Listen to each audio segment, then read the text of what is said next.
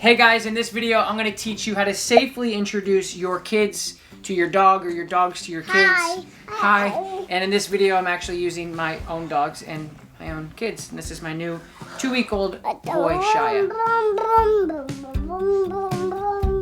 Alright, so the first thing you guys can do is, obviously, this is my real baby, but if you're expecting a baby, you guys can get a fake baby, get a doll, and start acclimating your dogs to the reality of, hi baby, hi Shia, hi Shia, hi baby. Start passing the baby around to family members, your partner, your children, or anybody else in the house, and just start to get your dog used to being like, hey, what are they talking to? What are they? Because the way that you're talking to your baby is a lot like you would talk to a good stay to your dogs. So you don't want your dogs to get overly stimulated when you bring the baby home, because it's going to be too much, because this is the best part of your life of bringing your new child home. The last thing you want is the stress of your dog going, what the heck is that? I need to see it. I need to be in its face. So acclimating your dogs to, yes, hi baby, to start the sounds, the smells, maybe not the smells, but all the things that you would do with your baby with a doll before you get your baby home. All right, Abby, I'll be right back. Hey, Burley.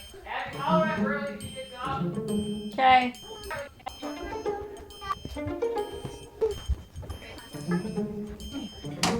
All right, so I will just say the absolute #1 thing for anybody introducing any babies or any kids to any dog is going to be your obedience.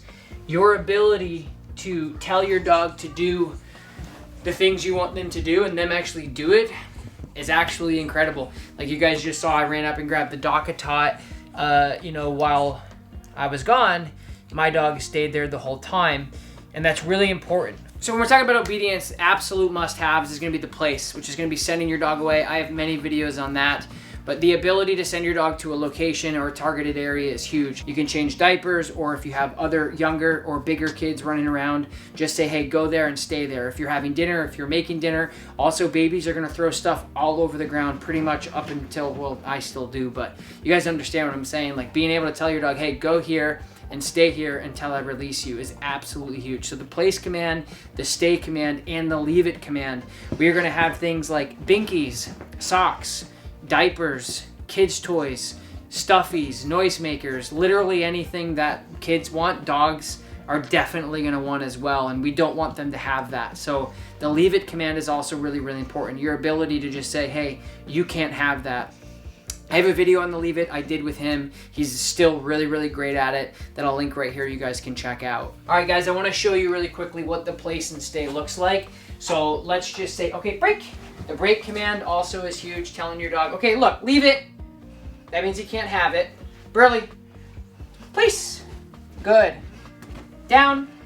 Good. Stay. So, well, that was kind of unplanned because I wanted to do the... So my point is, guys, is that's exactly what I'm talking about. Like if you can abracadabra, say he went over to his Dock-A-Tot, and I don't want, obviously, his big, smelly, slobbery, slimy face in his Dock-A-Tot or any of his stuff for that matter. He's a baby. And I said, leave it, get out of there, which is leave it. He did. I tell him, you know what, go over here and lay down and now stay. So now I can come out here, or I can come over here, and I want you guys to just walk with me. And I want to show you something over here. So if you see over here, we have in my Studio B, we have my other dog, which you guys may recognize, Lakota. She's been in all my videos. She's my sweet 8-year-old girl. She also has a good place downstay. So these things, as you guys can tell, as I'm filming this video for my career and my job here for you guys out home, and I'm also actually carrying my real life baby here, my ability to live my life as a dad, business owner, busy person, as all of you guys are at home, is so much easier by just saying, go to your place, down, stay, leave it. So obedience is key. All right, so now let's talk about if you guys have maybe an aggressive dog, or you have a dog that you're just unsure of how they're gonna do, or maybe they're just not good with new people in general. In my experience, my bread and butter, as you guys may or may not know, is behavior modification. It's working with fearful, reactive, aggressive, timid dogs. That's my bread and butter. So I'll talk to you guys a little bit about that. Typically when I work with dogs who are reactive or aggressive or don't like new people or like other dogs, and dog owners go through pregnancy, The dog actually knows the baby because they are very instinctual animals. They know if you have cancer, high blood pressure, or you're nervous. They know that there's a human growing inside of you. And I haven't, knock on wood, had any experience with my dogs who don't like other people had issues with the kids because they acclimate to them inside the mom, or however, I don't know how to politically say that, but that's the reality, is they acclimate to the baby during the pregnancy, and the dog knows, like, oh, I've known you for a while now, kind of, right? I sense that you were there. And so I haven't had any experience with that, but that doesn't mean every dog is going to be okay with that. And we're going to talk about like bite prevention down the line in this video, but just know that that's just been my experience. But again, if you want to introduce your dog to a new kid, a nephew, or just in general, if you're like, I don't know how to do this with kids, like let's just say you're bringing a new kid into the house, regardless of what age they are, again, outside of obedience, it's really important to wait and take your time. Go on a walk together. If it's a kid that goes on a walk or goes into a stroller, even for him, I can put him in his stroller and bring the dog for a walk, and they can start bonding in tandem. Can you guys, like, look at this dog. What you want to do is start acclimating these dogs to these kids in tandem while going out and doing something instructive. Don't just put the kid down and go, okay, dog, what are you going to do? Don't do that. That sets everybody up for failure and potentially risks the kid of safety issues, because you don't know how the dog's going to be. You don't know how the kid's going to be. They could scream, cry, kick, and punch, and the dog can freak out. So if you're unsure of how this dog is going to do, or any dog is going to do, make sure that you guys go out in tandem and say, hey, we're going to go for a walk. We're going to get to know each other. Then we're going to come home. And you just take your time. This baby, or even my son, when we brought him home from the hospital, like there's no reason for an infant to go up to a dog. And there's absolutely no reason for a dog to go up to an infant. They can't even defend themselves from their own freaking fingernails, for peeps sake. So just take your time. They don't have to go you don't have to go crazy. They can introduce as they go. Now, it's totally okay if you have like the friendliest dog in the world and they've been great with everybody forever and they want to come up and sniff and, you know, see what's going on. There's nothing wrong with that. I'm just making this video to say, hey, here's some tips on how to make this as successful as you can and things that I've done. So like that's the question I get, is like, do you let the dog sniff? Like, I'll just show you what that looks like. But yeah, you can. It's not a big deal. But again, like a dog who generally like doesn't really care about other people, or at least is, you know, just a normal dog, like, hey, I'm happy to see you, and then they walk away, that's the same thing they're gonna do with the baby. Now, when my son first came home, my other dog, Lakota, was terrified of the crying, because it's this big whiny screechy meh cry. It's completely different from anything they've heard, and we haven't had kids before him. Obviously he's our first, Banks. So that was really weird for her. So again, just having the ability to say, hey, we're good, go to your place and lay down. But if you want your dog to greet your baby or your child or a kid in general, when they're infants, you can just do it very burly brick. So some of the things you can do is put your dog into a down and say, hey, look at this smelly diaper, or look at these little feet, right? These are all things, like, again, you have to know your dog. Obviously, I know my dog. I'm also a seasoned professional, expert, veteran dog training, so I know what I'm doing here. So, but if you want your dog to meet your baby, I wouldn't suggest them licking them all over their heads, because dogs have just a ton of bacteria in general. So the reality is I don't let my dogs really lick any of the baby, if that makes any sense. But my son, he's 2 and change, and he's running around, and it's inevitable he's going to get licked, and that's not as big of a deal as a brand new infant or a brand new baby coming into the world in general. Some other things that you guys can do if it's applicable to your dog or your kid is having the dog help you with chores around the house with the dog. So you have to be careful about toys, and you guys can take this with a grain of salt. Toys, food bowls, like feeding the dogs. Like my son helps feed my dogs because my dogs don't have any resource guarding issues. So if you have a dog that has resource guarding issues, maybe they protect food, bones, toys, or if you don't know, that's something to be really mindful about and also be very careful about. Because kids are at a different level than dogs, right? They're like this big, this big, this big, this big, or this big. And so you just have to be careful how the dog perceives that. Just know your dog, pay attention, know body language. If the dog looks nervous, do not allow this to happen again, and make sure that you handle that situation or hire a trainer to really work out those kinks.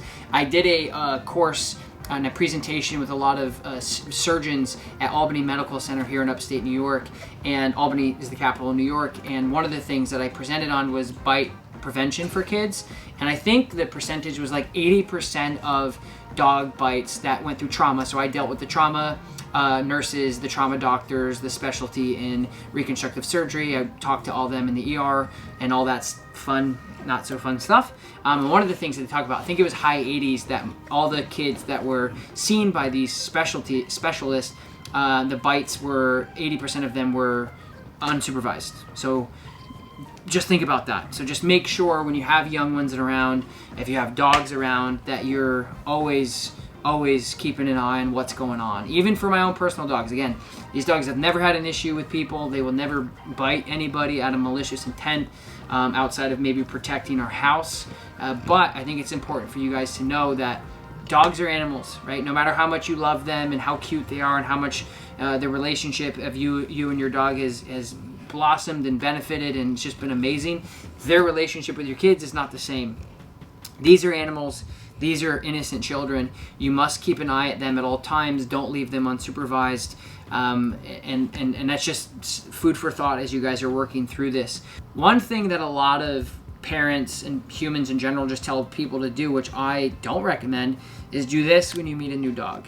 Hi, do you like me or not? If you don't, here's my hand to take off. It's just kind of like this old myth of like I see adults do this because they were taught when they were little to hold your hand out.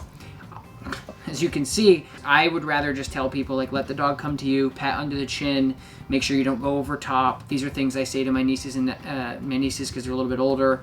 Obviously, I'll tell it to my boys when they get older. It's important that you guys are introducing the young ones on how to approach dogs, and it's definitely not like this. It's a good way to get bit, and it's also kind of your kid's fault because the dog is just sitting here and they went up and they said, hey, lick me or something. And then outside of that, guys, just having good obedience. You come home with that new baby and it's so precious and you guys are so excited and the family's all there and your dog's going crazy and jumping and scratching. It's a nightmare. Train your dogs. Put in the work. Hire a trainer. Work with me. Watch my free videos. Take my courses, which all my courses are $100 off, by the way. So my Kickstarter course, which goes over the 5 absolute must-have behaviors dogs must have, which includes the place, the stay, the break, and some other things, and the off-leash remote collar course and my reactive to neutral course. All of that is $100 off. Link in the description below using this discount code. But outside of that, guys, play it safe, have really great obedience, and you guys are parents. You know your dogs, you obviously know your kids, and just make sure that you're playing it safe. Make sure that you trust your dogs enough to say, hey, you're near each other. Are you gonna claw this kid? Are you gonna jump on this kid? Oh, you want to, don't you, boy? But you're not because you're the goodest boy. So you guys know your dogs. You know your kids. Take it slow. Have great obedience. And make sure that you guys keep your dog and your child safe. And what that means is, the reason why I created my No Bed Dogs brand is so many dogs are given up on, put in shelters, or even euthanized and killed because dog owners will take a new baby and take these cutesy little pictures and put the baby into the dog's lap and put them on their...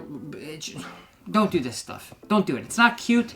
Everybody who looks at that is cringing. It's, in my opinion, anyway. Please leave me questions in the comments. I will respond to them, or I'll even take those comments and make another video, or I'll put them on my Instagram, which you guys can follow me. But I hope this video was helpful.